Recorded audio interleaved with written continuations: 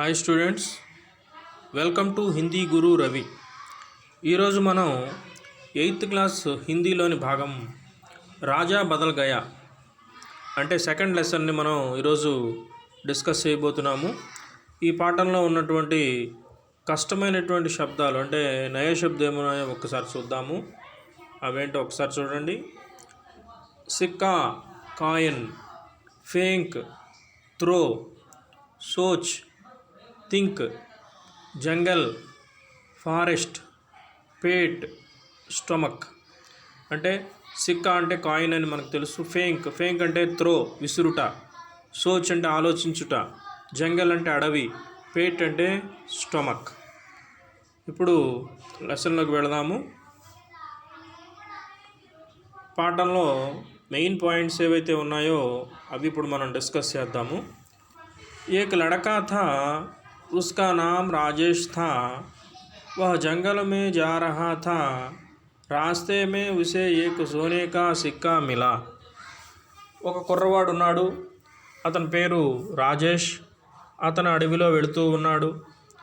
అతనికి దారిలో ఒక బంగారు కాయిన్, సిక్కా అంటే కాయిన్, సోనే కా సిక్కా, బంగారు దొరికిందనమాట. वह सोचने लगा, यह सिक्का मेरा तो है ही नहीं, इसे क्या करूँ लेकर. అతను ఆలోచన మొదలుపెట్టాడు. ఏంటంటే ఈ కాయిన్ ఏమో నాది కాదు, మరి నాది కాని వస్తువుని నేనేం చేయాలి? మీరేం చేస్తారు? ఆలోచన చేయండి. అలాగే ఈ కుర్రాడు కూడా ఆలోచిస్తున్నాడు. अब ना तो इसे रख सकता हूँ और ना ही फेंक सकता हूँ, क्या करूँ इसका, यही सब सोचते हुए. మరి అబ్ నాతో ఇసే రక్ సక్తా హూ, దీన్ని నేను ఉంచుకోను లేను, అట్లా అని బయట పారాయను లేను. క్యా కరూ ఇస్కా, దీన్ని ఏం చేయగలను. యహీ సబ్ సోచతే హుయే జా రహా, అతను ఆలోచిస్తున్నాడు ఏం చేయాలా, మనది కాని వస్తువుని మనం ఏం చేయాలి అనేటువంటి ఆలోచనలో ఉన్నాడనమాట. నెక్స్ట్, क्यों ना यह सिक्का साधु को ही दे दूँ. राजेश ने जब वह सिक्का साधु को दिया तो सोने के सिक्के को देखकर साधु ने आश्चर्य से कहा. ఇంతలోనే అట్నుంచి ఒక సాధువు వస్తూ కనబడ్డాడు. అట్నుంచి వస్తున్నటువంటి ఆ సాధువుకి ఇది ఇస్తే సరిపోతుంది కదా అనుకున్నాడు. దానం చేద్దామని అది అతనికి ఇవ్వబోయాడు. అప్పుడు ఆ సాధువు ఏమన్నాడంటే, बेटा, यह सिक्का हमारे जैसे साधुओं के लिए ही नहीं है, इसे तो किसी गरीब को दे दो ताकि वह अपना पेट भर सके. ఏమన్నాడు, నాయనా, ఈ కాయిన్ని నేను మాత్రం ఏం చేసుకోగలను, నాకు అవసరం లేదు. ఇది మరెవరికైనా పేదవానికి ఇచ్చినట్లయితే అతను దీన్ని అమ్ముకొని తన పొట్టను పోసుకుంటాడు కదా అని సలహా ఇచ్చాడు. అప్పుడు ఆ కుర్రవాడు ఏం చేశాడో చూద్దాం. భాయి, ఆప్కే రాజా ఇతనీ బడీ సేనా లియే కహా జా రహే హై. ఇంకా ముందుకు వెళ్ళాడు. ఏ హమారే రాజా షూర్ సింగ్ హై. ఇంకా ముందుకు వెళితే ఇతనికి కొంతమంది సైన్యము, రాజుగారు కనబడ్డాడు. అందులో ఒక భటుడిని అడిగాడు అనమాట ఈ కుర్రాడు, భాయి, ఆప్కే రాజా ఇతనీ బడీ సేనా లియే కహా జా రహే హై. ఏమిటి మీ రాజుగారు ఇంతమంది సైన్యాన్ని తీసుకుని ఎక్కడికి వెళ్తున్నారు అన్నాడు. అప్పుడు అతను ఏం చెప్పాడు సైనికుడు, ఏ హమారే రాజా షూర్ సిన్హ్ హై.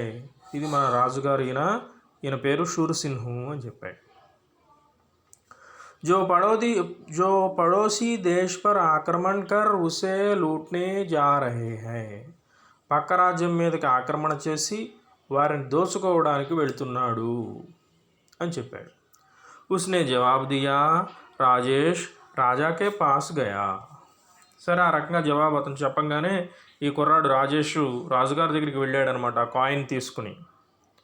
బేటా, मुझे क्यों देना चाहते हो, राजा ने आश्चर्य के साथ पूछा. महाराज, एक साधु ने कहा था कि. సరే, ఆ కాయిన్ తీసుకుని రాజుగారికి ఇవ్వబోయాడు. అప్పుడు రాజుగారు ఏం చేశాడంటే, నాయనా, ఈ కాయిన్ నాకెందుకు ఇస్తున్నావు అన్నాడు. అప్పుడు ఇతను కుర్రవాడు చెప్పాడనమాట, సాధువు గారు ఏం చెప్పాడో అది చెప్పాడు. ఎవరైనా పేదవానికి ఈ కాయిన్ ఇస్తే అతను కడుపు నింపుకుంటాడు కదా అన్న విషయం ఏదైతే సాధువు ఇతనితో చెప్పాడో ఆ విషయాన్ని ఈ కుర్రవాడు రాజుగారికి చెప్పాడు. అప్పుడు రాజుగారు ఏమన్నారు, మై రాజా హూ రాజా, మై తుझे గరీబ్ లగతా హూ. రాజా క్రోధ్ మే బోలా. ఏంటయ్యా నీకు ఎలా కనబడుతున్నాను నేనేమన్నా పేదవాడినా? నేను రాజుని, నాకెందుకు ఈ రూపాయి కాయిన్ ఎందుకు నాకు అని కోపంతో అన్నాడు. అప్పుడు ఇతను ఏమన్నాడు, మహారాజ్ यदि आप अमीर होते तो दूसरे देश को लूटने के लिए इतनी बड़ी सेना लेकर क्यों जाते. అయ్యా మహారాజ్, మీరు మరి అంత గొప్ప రిచ్ పర్సన్ అయితే మరి పక్క దేశం మీదకి దోచుకోవడానికి ఎందుకు వెళుతున్నారండి అన్నాడు. అప్పుడు ఒక్కసారి రాజుగారు ఆశ్చర్యంలోనూ తెలియనటువంటి ఫీలింగ్లోకి వెళ్ళిపోయాడు. ఏమిటబ్బా ఇతను అన్నది రైటే కదా, నేనేమిటి ఇలా చేస్తున్నాను అని ఆలోచనలో పడ్డాడు. అతనికి కనువిప్పు కలిగింది. వెంటనే ఏం చేశాడంటే, రాజేష్ की प्रशंसा करते हुए उन्होंने सेना को वापस लौटने का आदेश दिया. అతను చేస్తున్న తప్పు అన్న విషయం తను గ్రహించాడు. వెంటనే అతన్ని ఆ పిల్లవాడిని రాజేష్ని ప్రశంసించాడు, ఎప్రిషియేట్ చేశాడు. వెంటనే ముందుకు వెళుతున్న సైన్యాన్ని ఆపేసి వెనక్కి పదండి, మన రాజ్యానికి వెళ్ళిపోదాం అని ఆదేశాలు జారీ చేశాడు. उस दिन से राजा ने अपनी संपत्ति जनता की सेवा में ఖర్చు करना ఆరంభ कर दिया. ఇంక అప్పటి నుంచి తనకున్న దాంతో సంతృప్తి పడుతూ తన సంపదను మొత్తాన్ని కూడా పేదలకి ప్రజలకి పంచటం మొదలుపెట్టాడు. అంటే ఒక మనిషిలో పరివర్తన తీసుకురావడానికి ఎన్నో రోజులు పట్టదు. ఆ ఘడియలు అమృత ఘడియలు కనుక వచ్చినట్లయితే ప్రతి వారిలోనూ కూడా ఖచ్చితంగా మార్పు అనేది వస్తుంది. ఈ పాఠంలోని విశేషం మరియు నీతి ఏమిటంటే, మంచి చిన్నపిల్లలు చెప్పినా వినాలి. కాబట్టి ఓ చిన్న కుర్రవాడి మాటలతో ఒక క్రూరమైన రాజు మారాడు. కాబట్టి ఈ పాఠం పేరు ఏమిటి, రాజా బదల్గయా, రాజుగారు మారాడు. సరే, ఈ పాఠంలో వచ్చినటువంటి కొన్ని పదాలకి పిక్చర్స్ మీకు చూపిస్తాను ఇప్పుడు. అవేంటో ఒకసారి చూడండి. ఇదేంటి చెప్పండి చూద్దాం. సిక్కా, కాయిన్. ఈ కాయిన్స్ ఓల్డెన్ డేస్లో మనకి సిల్వర్ ఉన్నాయి, గోల్డ్ ఉన్నాయి, రకరకాలైనటువంటి మెటల్స్తో మనకి కాయిన్స్ వస్తూ ఉండేవి ఆ రోజుల్లో. దీన్ని కాయిన్ అంటాము. తర్వాత గరీబ్ అని చెప్పుకున్నాం, అంటే పూర్ మ్యాన్. నెక్స్ట్ ఇక్కడ మన పాఠంలో వచ్చినటువంటి చిత్రపటం ఇది. రాజుగారు తన సైన్యంతో పాటు అడవిలో వెళుతూ ఉన్నాడు. ఈ కుర్రవాడు రాజేష్ కాయిన్ తీసుకెళ్ళి ఇస్తున్నాడు. చూసారా, ఇవన్నీ కూడా మనకి ఈ పాఠంలో వచ్చినటువంటి చిత్రాలు. Okay, thank you students. Breathe, but that's alright. Hush.